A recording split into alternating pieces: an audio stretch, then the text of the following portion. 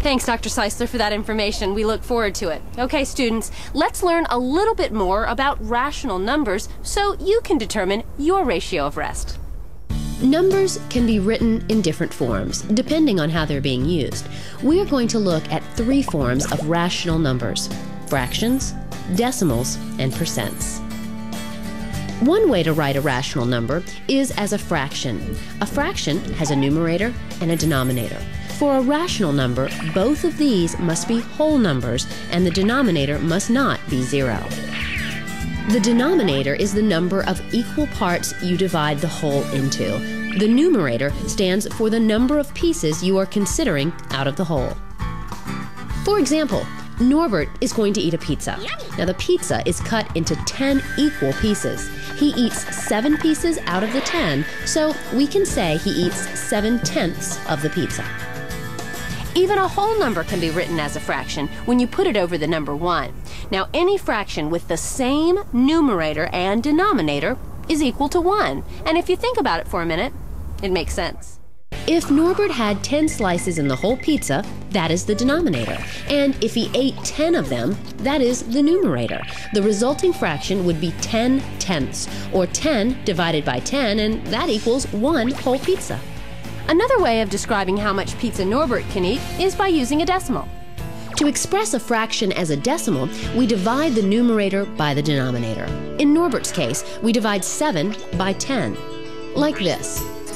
We call this 7/10. Now, we can say that Norbert has eaten 7/10 or 7/10 of his pizza. There is still another way to express how much pizza Norbert has eaten, and that is using percent. Percent is a special fraction that is always based on 100. We can express any decimal number as a percent simply by multiplying by 100. 7/10 multiplied by 100 is 70%. Let's review. 7/10 equals 7/10 equals 70%. Now that you know how to express rational numbers as fractions, decimals, and percents, try this example. Don't forget to look for equivalent fractions, too. Norbert orders an 8-slice pizza and eats 6 of the slices. Show how much he ate using a fraction, a decimal, and a percent. Teachers, now might be a great time to stop the program as students work this out. Welcome back. How did you do? Norbert ordered an 8-slice pizza, so 8 becomes the denominator. He ate 6, so that is the numerator. Norbert ate 6/8 of the pizza. To find the decimal, we divide 6 by 8. The answer in decimal notation is 75/100. Now, to figure out the percentage, let's multiply 75/100 by 100. Norbert ate 75% of his pizza. Now, let's look at ratios. A ratio is a comparison of 2 quantities by division. Because we know that Norbert ate 6 slices of pizza from the total number of slices 8, we would write this ratio as 6 eaten to 8 total. Ratios can also be written as fractions, like this: 6/8. Now let's look at proportions. A proportion is an equation stating that 2 ratios are equivalent. Let's compare how much pizza Norbert ate compared to how much Zot ate. The unit is a slice. Now we know that Norbert ordered an 8-slice pizza, but Zot wanted his pizza cut into 12 slices. We know that Norbert ate 6 slices. Zot eats 9 of his 12. Norbert's ratio of eaten slices to total slices was 6/8. What will Zot's be? That's right, 9/12. To see if these ratios form a proportion, we set them up like this. 6/8 equals 9/12. Next, we cross-multiply the denominators and numerators like this. If the answers on either side of the equal sign are the same, then the 2 ratios are proportional.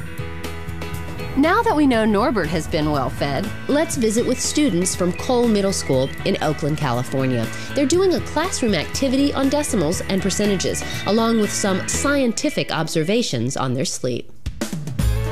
Hello, welcome to Cole Middle School. We are about to show you a cool activity that you can try with your class. You can view and download this activity from the NASA Connect website.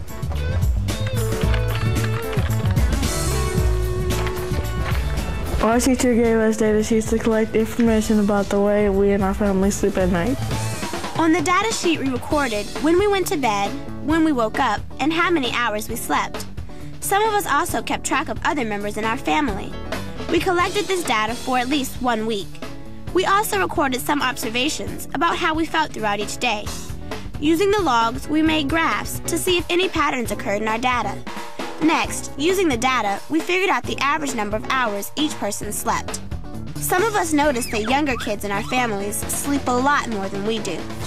We also noticed that some days we felt really tired and had a hard time getting out of bed. Next, we created another representation of our data, called fraction wheels. Like our graph, these wheels showed how much of our day was spent sleeping. Write this portion as a fraction and convert this to percent and then decimal. To make our fraction wheels, we used colored construction paper, pencils, compass, protractor, and scissors. We drew 2 circles and cut them out. One entire circle represents 24 hours in an Earth day. Remember, the length of any planet's day is the number of hours it takes to rotate once on its axis. Because there are 24 hours in one day, we divided one of our circles into 24 equal pieces. We used division to figure out how many degrees were in each piece. Can you think of another way of making 24 equal pieces? Next, we needed to make the slits that let us slip the 2 circles together, like this. Now we could see what fraction of our day was spent sleeping, and it was easy to see how fractions, percents, and decimals are the same. Some of us also researched the length of a day on other planets. For more information about this and other student activities, visit the NASA Connect website. Awesome job. Well, we've seen how Cole Middle School conducted the activity. Let's return to Derek's challenge. Take it a step further and see if we can help Norbert out. Oh, my hams are talking to me. Thanks, Jen. Okay, kids, you have learned how to set up ratios. Let's apply what we have learned to Norbert and Zot as they explore the other bodies of our solar system. We want to make sure Norbert and Zot get the right ratio of rest. On Earth, Norbert feels pretty good when he sleeps about 9 out of 24 hours, or 3/8 of the day, a lot like you. But if he wants to get the same ratio of rest when he visits Neptune, how much should he sleep? First, you will need to find out how many hours are in a whole day on Neptune. Next, we need to apply ratios and proportions. Remember, a ratio is a comparison of 2 numbers by division. In this case, we are comparing hours on Earth to hours on Neptune. The unit of measure is an hour, and a proportion is a statement that 2 ratios are equivalent. How many hours of sleep are needed on Neptune in order to create a proportion with the same Earth rest ratio? Teachers, now is a good time to pause the program. Let's see what you came up with. You should have set up a proportion that states 9 over 24 hours on Earth is equivalent to X over 16 hours. We use the variable X for the amount of sleep hours since we don't know the value yet. Next, we will cross multiply like this. Find the products on both sides of the equation and solve for X. X equals 6.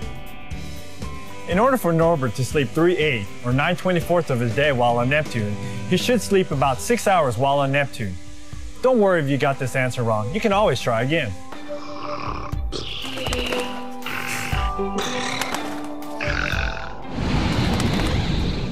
Wow.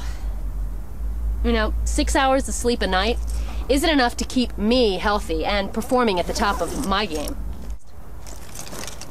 I know. Let's check back with RJ and see if he's found out any information on the circadian clock that might help Norbert in his travels around our solar system.